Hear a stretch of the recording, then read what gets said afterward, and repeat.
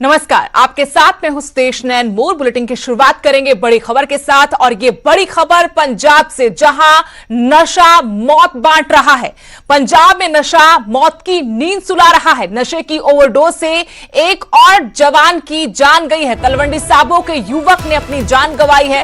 बताया गया है कि यह युवक लंबे वक्त से चिट्टे के नशे का आदी था और नशे की ओवरडोज ही इसकी मौत की वजह बनी। बड़ी खबर आपको बता रहे हैं, पंजाब में नशा कैसे युवाओं को मौत की नींद सुला रहा है। उस पर एक और अपडेट ये कि नशे की ओवरडोज की वजह से एक और नौजवान की मौत हुई है। तलवंडी साबो के युवक ने अपनी जान गंवाई है। इस युवक के बारे में जानकारी ये मिली है कि ये युवक लंबे अरसे से चिट्टे के नशे का आदी था और ओवरडोज की वजह से उसकी मौत हुई है। कुछ दिन पहले एक कैदी की भी जेल में ओवरडोज की वजह से जान गई थी और अब तलवंडी साबो से ये नया मामला, जहां जानकारी ये है कि एक युवक की जान गई है। बताया गया है कि वो लंबे वक्त से चिट्टे के नशे का आदी था। ओवरडोज की वजह से उसकी मौत हुई है।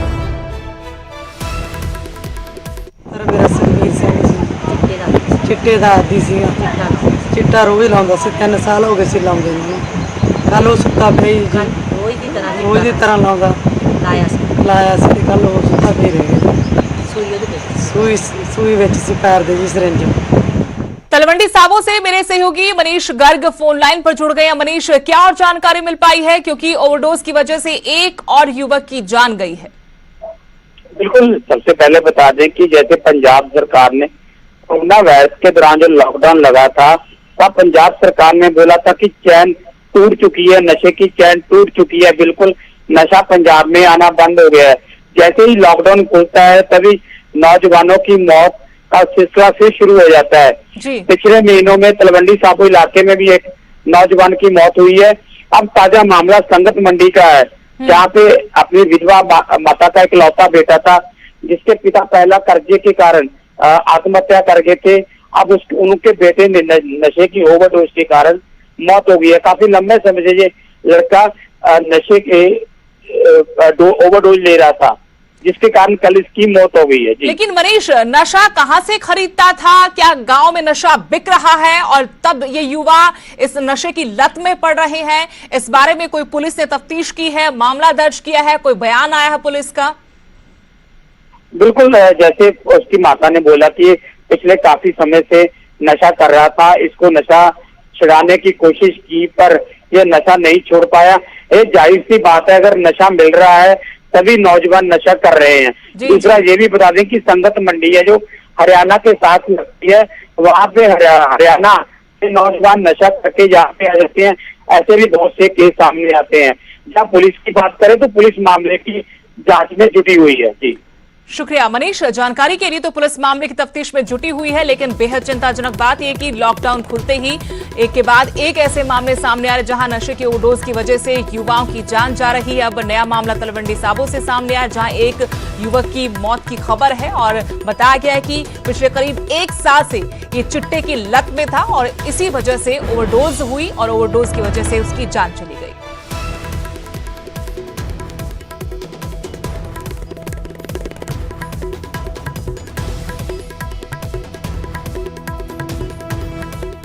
अब बात करते हैं बारिश की वजह से बर्बादी की। साइबर सिटी में बारिश ने एक बार फिर से प्रशासन के दावों की पोल खोल दी। गाड़ियां तक डूब गई, सड़कें तालाब में तब्दील हो गई और हाईवे का नजारा तो बिल्कुल बदला हुआ था। सैलाब ऐसा आया कि लोगों के पसीने छूट गए।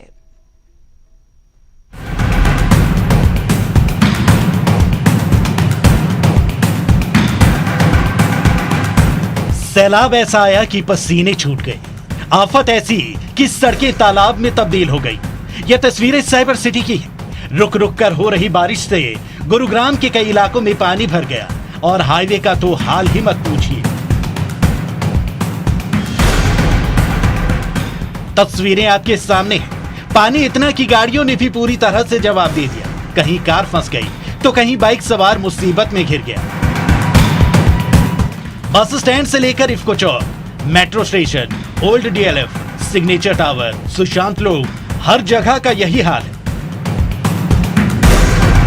काम के सिलसिले में लोग जब अपने घरों से निकले तो सड़कों का नजारा देखकर दंग रह गए। आसमान से ऐसी आफत बरसी कि सड़कों पर सैलाब आ गया। नजारा ऐसा था कि कई जगह तो गाड़ियां डूबती नजर आई। परेशानी यहीं खत्म नहीं हुई। पहले जाम से सामना हुआ। हीरो होंडा चौक के आसपास के इलाकों में पानी भरने से लंबा जाम लग गया। तस्वीरें देखिए, गाड़ियों की लंबी कतार और जाम में फंसे गाड़ी सवार। हीरो होंडा चौक ही नहीं, खिड़कीदौला इलाके में पानी भरने से पूरा ट्रैफिक जाम हो गया। जाम हटाने के लिए ट्रैफिक पुलिस के भी पसीने छूट गए। पानी के बीच गाड़ियां रेंगती हुई नजर आई। जैसे बारिश में गाड़ियां धुल जाती, ठीक इसी तरह हर साल गुरुग्राम में प्रशासन और सरकार के दावे धुल जाते हैं। सड़क ही नहीं, बारिश का पानी लोगों के घरों में भी घुसता दिखा। यहाँ तक कि पुलिस स्टेशन में भी पानी भर गया। कुल मिलाकर साइबर सिटी में लोगों के सामने आफत अभी खत्म नहीं हुई। इस वक्त गुरुग्राम के हर एक कोने में ऐसी स्थिति जो है वो देखने को मिल रही है, चाहे वो बस स्टैंड हो, माता रोड हो, सिग्नेचर टावर हो, इसको चौक हो या फिर सुशांत लोक का इलाका, हर तरफ पानी जो है वो काफ़ी मात्रा में भर गया है। और पुलिस ने कई जो रास्ते हैं उनको डाइवर्ट किया है, रूट डाइवर्ट किया है। सोशल मीडिया के जरिए भी अपील की है लोगों से कि जहाँ जहाँ जल भरा हुआ है उन जगहों पर जाने से बचें, उन रास्तों से बचें, ताकि आप सुरक्षित अपनी मंजिल तक पहुँच सकें। कैमरामैन अशोक के साथ धर्मेश शर्मा, न्यूज़ 18 गुरुग्राम। तो आपने देखा कैसे बारिश ने गुरुग्राम में कहर बरपाया। तस्वीरें और दिखाएंगे, 2 तस्वीरें देखिए और इन तस्वीरों से समझिए कि ये सड़क है या फिर समंदर। एक तरफ गाड़ी डूब गई तो दूसरी तरफ जगह जगह पानी भरने से लोग परेशान होते नजर आए।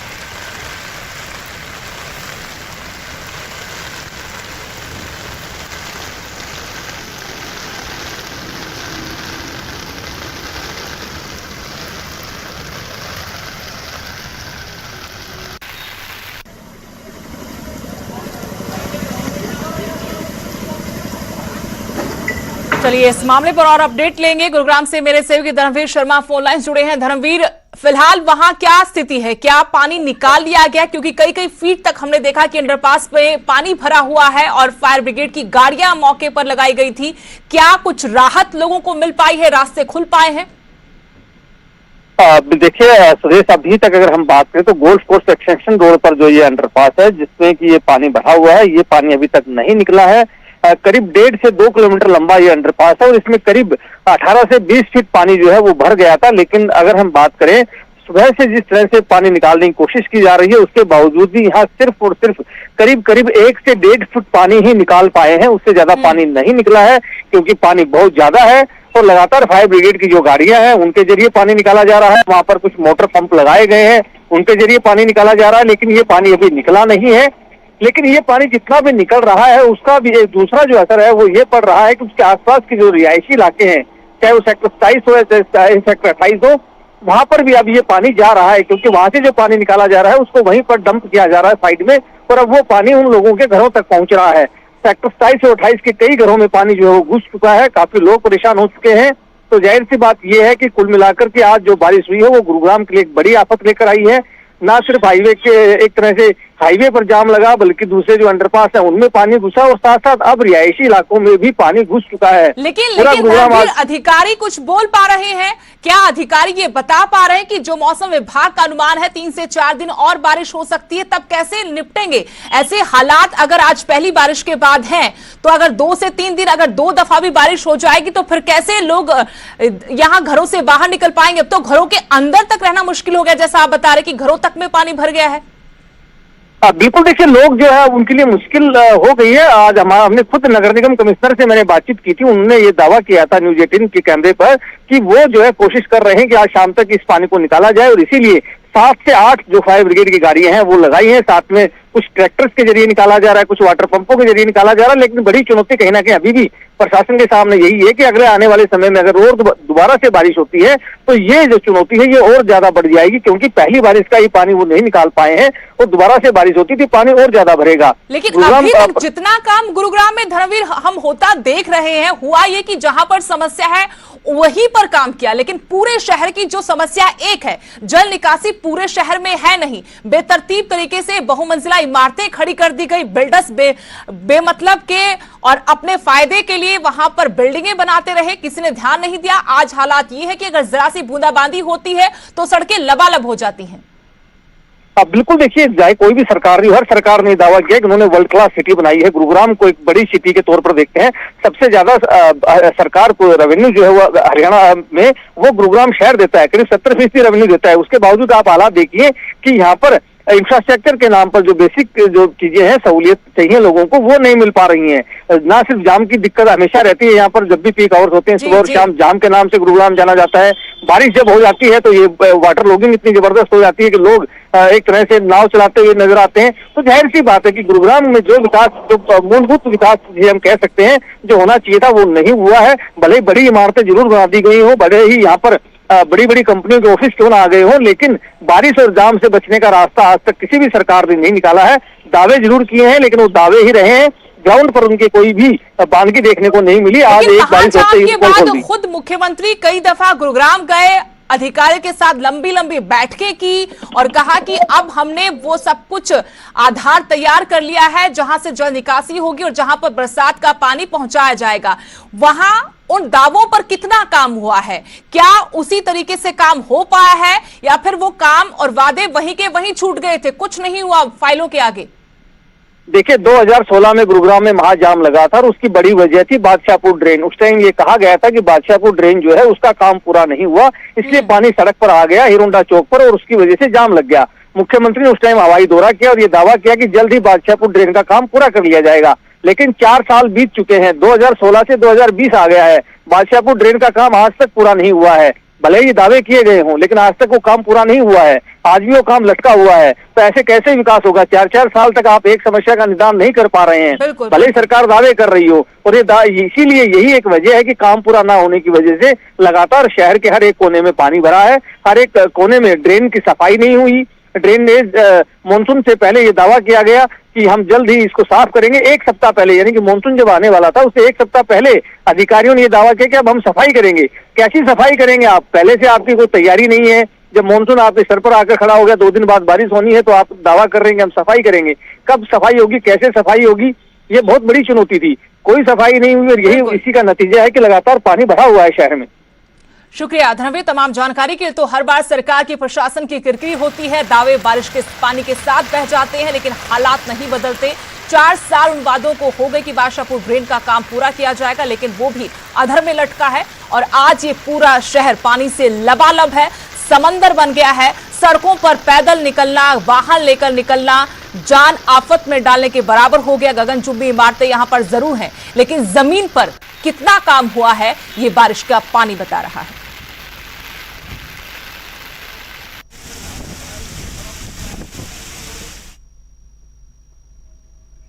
अब पंचकुला से बड़ी खबर। पंचकुला में कोरोना ने अब तक के सारे रिकॉर्ड तोड़ दिए हैं। यहां पर बड़ा कोरोना विस्फोट हुआ है। 110 नए केस पंचकुला से सामने आए हैं। अब तक का सबसे बड़ा कोरोना ब्लास्ट हुआ है पंचकुला में।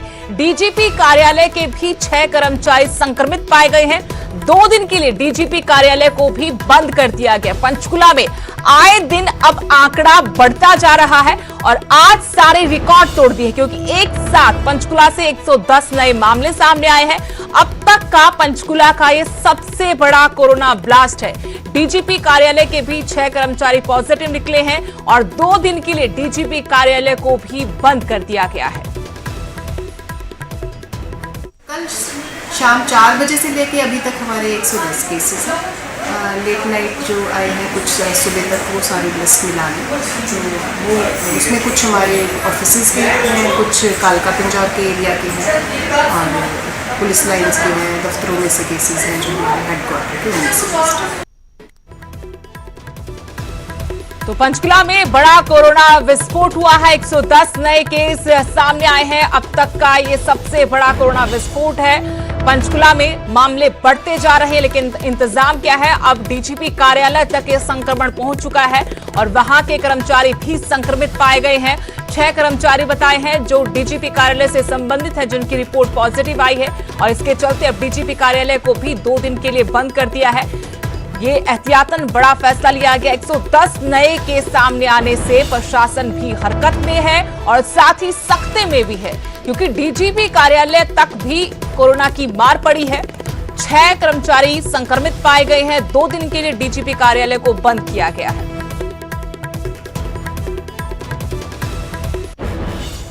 अब बात करनाल की। करनाल में भी कोरोना के 78 नए केस सामने आए हैं। करनाल बीजेपी के पूर्व जिला प्रधान की रिपोर्ट भी पॉजिटिव आई है। सीएम के साथ कार्यक्रम में भी शामिल हुए थे जगमोहन आनंद। कोरोना से करनाल में एक शख्स की जान भी गई है। इंद्री का रहने वाला यह मरीज बताया गया जिसकी मौत हुई है। लेकिन 78 नए केस भी कोरोना के करनाल से सामने आए हैं। जानकारी ये भी करनाल बीजेपी के पूर्व जिला प्रधान पॉजिटिव निकले हैं। सीएम के साथ उन्होंने कार्यक्रम में भी शिरकत की थी। जगमोहन आनंद इनका नाम है, जो मुख्यमंत्री के कार्यक्रम में भी शामिल हुए थे, जिनकी रिपोर्ट अब पॉजिटिव आई है। कोरोना से करनाल में एक मरीज की मौत भी हुई है जो इंद्री का रहने वाला था।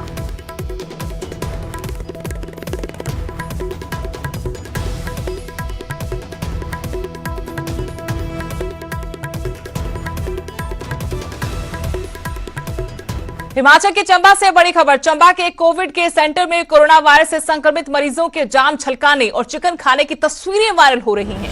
दावा किया जा रहा है कि तस्वीरें चंबा जिले के कोविड केयर सेंटर की हैं।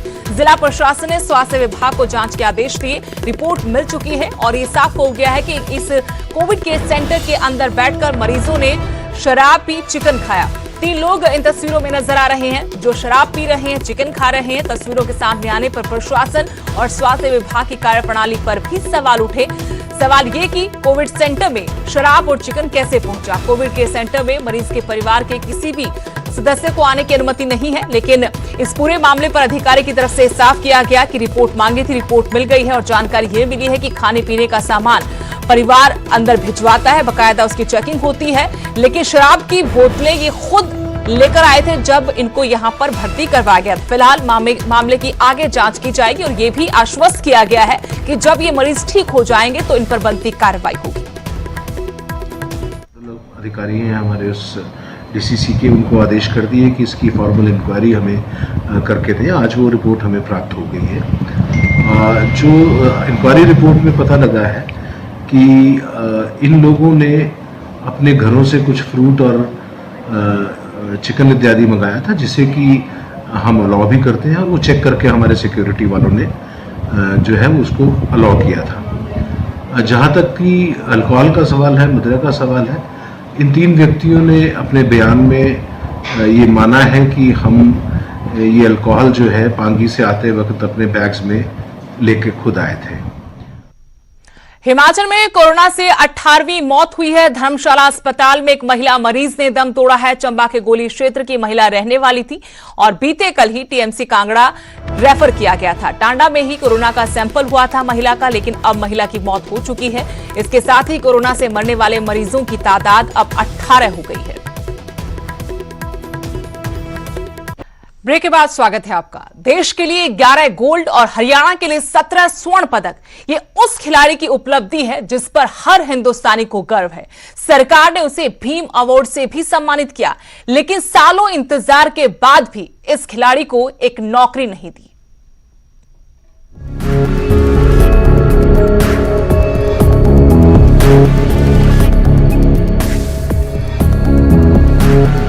सोने के इन गोल्ड मेडल्स की चमक सालों बाद भी बिल्कुल वैसी ही है, लेकिन जिस खिलाड़ी ने देश और प्रदेश का नाम रोशन किया, उसकी उम्मीदों ने अब जवाब दे दिया है। चरखी दादरी के गांव आदमपुरदारी की कबड्डी खिलाड़ी प्रियंका ने देश के लिए 11 गोल्ड और हरियाणा के लिए 17 स्वर्ण पदक जीते हैं। देश को सोने का तमगा दिलाने के लिए दिन रात मेहनत की, विश्व में नाम भी चमकाया। बावजूद इसके सपना पूरा नहीं हुआ।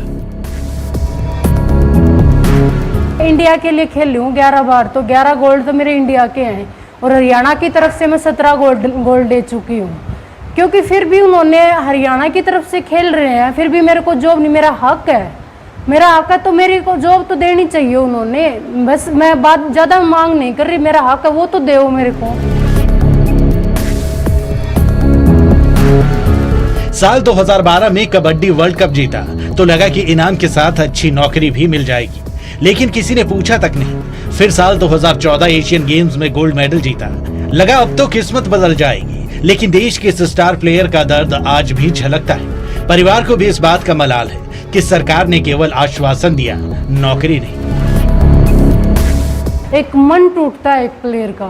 तो यही कहना है कि मतलब पहली एक खिलाड़ी हूँ मैं जो भीम अवार्ड ही है कबड्डी में, कोई भी और किसी को भीम अवार्ड नहीं मिला, फिर भी सरकार ने ये किया है तो घर वाले भी थोड़ा सा मोरल डाउन होता है और मेरा भी होता है। जी मलाल है हमारे को, आप लड़की को जॉब नहीं मिला, लड़की को भी बहुत मलाल है इस चीज़ का। लड़की को तो हम बोल रहे हैं बेटा कोई बात नहीं यार, मिलेगी नौकरी, आपका हक है, इस चीज़ में कोई वो दो राय नहीं। प्रियंका को सरकार ने भीम अवार्ड से भी सम्मानित किया है और ये सब उसकी काबिलियत के बल पर मिला है। लेकिन एक खिलाड़ी का हौसला तब टूटता है जब उसे उसका हक नहीं मिलता है। प्रदीप साहू, न्यूज़ 18, दादरी।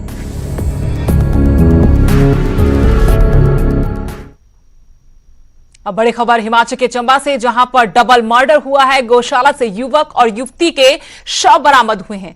सराहन पंचायत के सोट गांव की वारदात है और पुलिस जैसे ही इस वारदात की सूचना मिली मौके पर पहुंच गई। पुलिस ने यहां से खून से सनी एक लोहे की रॉड भी बरामद की है। गौशाला से युवक और युवती के शव बरामद हुए हैं। ये मामला चंबा का, बड़ी खबर आपको बता रहे हैं। चंबा के सराहन पंचायत के सोट गांव की वारदात बताई गई है। सूचना मिलते पुलिस भी दल बल के साथ मौके पर पहुंची और यहां से पुलिस ने खून से सनी लोहे की रॉड बरामद की।